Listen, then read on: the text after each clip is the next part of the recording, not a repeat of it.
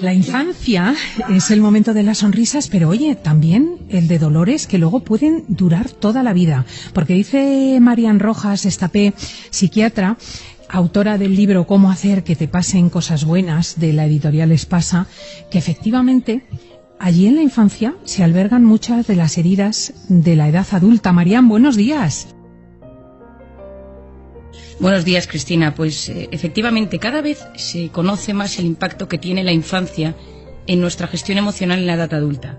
Es decir, esa gestión emocional que viene de ser capaces de que uno mismo sea capaz de regularse ante los momentos de estrés, de rabia, de tristeza o de frustración, pues bien, el aprendizaje de esta gestión comienza en la infancia.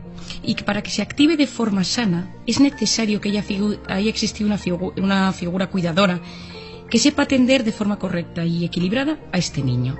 Y cuando surgen esas heridas en la infancia, eso va a tener un impacto en la edad adulta. Hay heridas muy conocidas, hay heridas muy graves, como pueden ser los abusos, los traumas, el bullying, pero luego hay unas heridas que quizás a veces las pasamos desapercibidas, pero que hoy en día conocemos que impactan enormemente en quién será esa persona en la edad adulta. Cómo se relacionará con los demás, cómo será capaz de gestionar sus momentos malos, cómo gestionará a las personas que no le convengan y tendrá una enorme relación en su vida de pareja, en su vida con sus hijos. ¿Y cuáles son estas heridas? Pues, por ejemplo, ahí están descritas muchas, pero yo te lo resumo en 5, que la primera sería el miedo al abandono, es decir, son esos niños, esos jóvenes que se han sentido abandonados en la infancia. Y la soledad se convierte en su peor enemigo. Es decir, pero son chavales que se han quedado sin padres o cuyos padres han fallecido. ¿Qué es este abandono?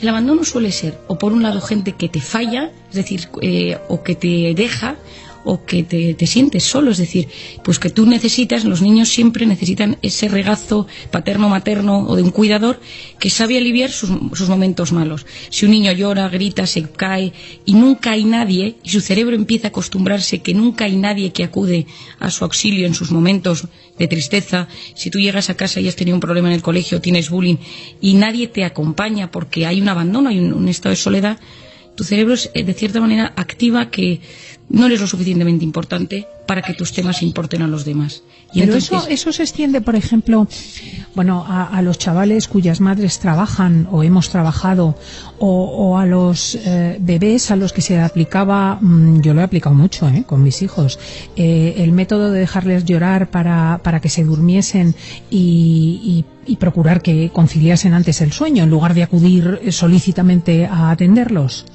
Bueno, lo que sucede, Cristina, es que cada vez se estudia más todo desde un punto de vista más neurocientífico. Es decir, ahora ese niño que se le deja llorando, se le hace una resonancia magnética, se le miden sus niveles de cortisol y se va viendo lo que va sucediendo en él. Es decir, lo que se sabía es que esa conducta aprendida, que se llama, es un estímulo condicionado, el primer día dejas llorando al niño, el niño tiene un pico de cortisol altísimo, la madre también porque sufre oyendo llorar al niño, y el segundo día, el tercer día, el niño sigue teniendo ese pico de cortisol, pero deja de llorar. ¿Por qué? Porque ha aprendido que nadie va a venir. Pero no significa que haya aprendido a que llorar no tiene la consecuencia de que le cuiden, sino que su cerebro de cierta manera sigue sufriendo, pero sabe que nadie acudirá. Y sabemos que son pequeños ingredientes que en la edad adulta pueden tener consecuencias. De hecho, hoy en día ese método... ¿No lo recomendarías como método? Bueno, es que hoy en día ya, la mayor parte de los neurólogos, pediatras, neuropediatras, psiquiatras ya no lo recomienda, porque se ha visto que esto de forma exagerada o mal enfocado puede al final, si encima se asocian otras conductas de los padres, pues de que llore, que se haga fuerte y yo no voy a acudir a sus llantos o a sus demandas, eso genera en los niños la sensación de que no son merecedores, de cierta manera, de que nadie alivie sus momentos malos. Entonces, es un método que en su momento fue muy importante. Cristina, imagínate qué estudios tan importantes han surgido al respecto, que Mary Ainsworth, que es una de las principales estudiosas del asunto, ella lo vio con un caso en el que metía en una sala a un niño con su madre. La madre se marchaba, aparecía una persona extraña, luego volvía a entrar la madre y iban viendo la relación de madre-hijo y cómo el niño reaccionaba. Y se veía que aquellos niños a los que se les había dejado llorar, aquellos niños a los que no les había hecho caso, ni lloraban cuando la madre se iba, ni lloraba cuando entraba un extraño. Y entonces pensaron, es que este es el método, estos niños son más fuertes.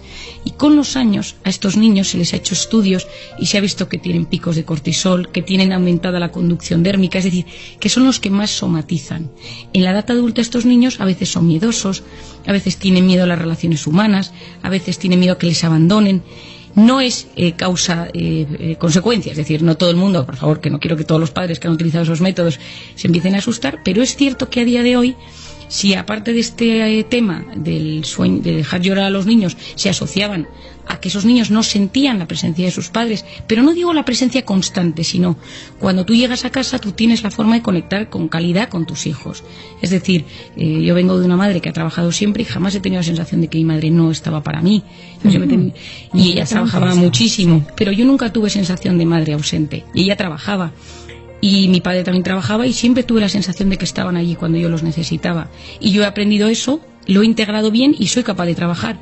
Pero yo tengo mujeres en mi consulta que de repente ellos sintieron que sus padres trabajaban y se sintieron solos y abandonados, y a día de hoy han tenido hijos y han dejado de trabajar. Porque como que hay un conflicto en su mente y hay sensación de culpa constante de que no pueden estar con sus hijos como les gustaría estar. Entonces, esas heridas que a veces son el abandono, a veces son el rechazo, a veces son la humillación, puede ser el miedo a confiar, ¿no? Tu padre te dice que va a venir a verte, tus padres están separados y que va a venir a verte los partidos de fútbol de los domingos, y tú le estás esperando y no viene, y no viene, y no viene.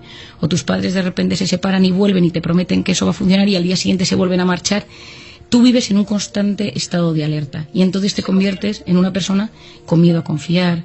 La gente que ha sufrido mucha humillación en la infancia con padres muy duros y autoritarios, no vales nada, no te lo mereces, eres una persona que no lo vas a conseguir, eres un torpe, eres un desordenado. Pues estas personas suelen ser gente que se infravalora en su vida o que se va al extremo contrario y se convierten en personas que desconectan de sus emociones y personalidades narcisistas o un poco antisociales, es decir, que todo el mundo emocional no lo empatizan porque está en la rabia que tienen, que crean una coraza dentro de ellos, ¿no? Pero una de las cosas muy importantes de la gente que ha sufrido esas humillaciones o esos padres tan autoritarios es que muchas veces les cuesta valorarse y son gente que siempre se están viendo, tiene una voz interior que se maltrata y que se dice cosas negativas y tú no lo vas a conseguir, y la actitud que tiene ante la vida es siempre de minusvalorarse. No, seguro que no te cogeré en este trabajo, seguro que tu jefe no se ha dado cuenta de lo bien que lo has hecho. La gente que ha sido rechazada, por ejemplo, ha sido rechazada en el sentido de que sus sentimientos, sus emociones, sus vivencias no han importado a nadie. Yo creo que es clave entender que los niños tienen necesidades que tienen que ser cubiertas por sus padres. Hay una cosa que son las necesidades y otra los caprichos. Muchas veces lo difícil es distinguir una cosa de otra, ¿eh? Bueno, es que el límite a veces es muy complejo, porque si tú cubres las necesidades, estás creando un niño con un apego seguro y que sabrá gestionar su vida de forma muy sana. Si tú lo que te dedicas es a cubrir sus deseos, estás sobreprotegiendo al niño y creas un niño muy débil y muy vulnerable para la edad adulta.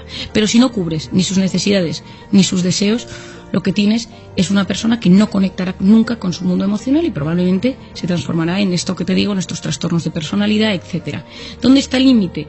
En general, yo siempre recomiendo que es muy bueno entender que los niños tienen necesidades, y las necesidades son, desde lógicamente, las básicas, que le des de comer, que les cambies de ropa, si tiene frío, si tiene calor, cosas muy básicas, pero también hay unas necesidades emocionales. Si el niño llora, el niño necesita ser abrazado. O sea, no es hazte fuerte y ya se te pasará. Tampoco es una cosa exagerada, porque ya todos vemos y conocemos personas que se van al extremo contrario y ya están curando la herida antes de que aparezca. Pero es cierto que hay una necesidad emocional en los niños de que cuando sufren haya alguien, sobre todo de los 0 a los 6 años de forma súper importante, de los 6 a los 12 va siendo cada vez distinta, pero porque si tú has conseguido generar ese vínculo tan sano en la infancia, cuando tienen 15, que es la edad que a todo padre preocupa, ese hijo tuyo te irá a consultar un tema.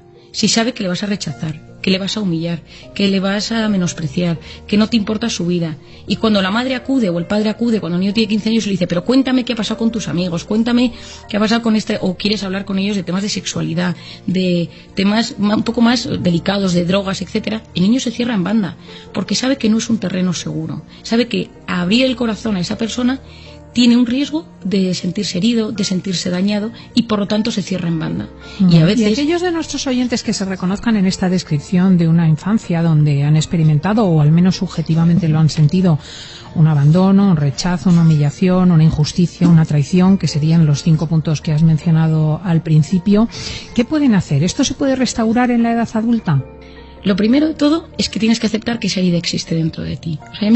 O sea, es clave, porque muchas veces vamos por la vida a la pata coja sin habernos dado cuenta que vamos a la pata coja y pretendemos correr una maratón y lo que nos pasa es que tenemos la pierna que funciona de aquella manera. Entonces, la primera es aceptar que tienes una herida y que esa herida forma parte de ti mismo. Y no somos mejores o peores por tener esta herida, simplemente es como un diagnóstico, como una autoconciencia de lo que nos sucede.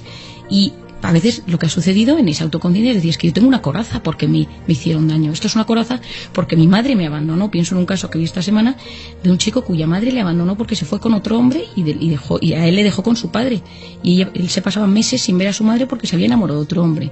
Y él se ha convertido en una personalidad narcisista y fría.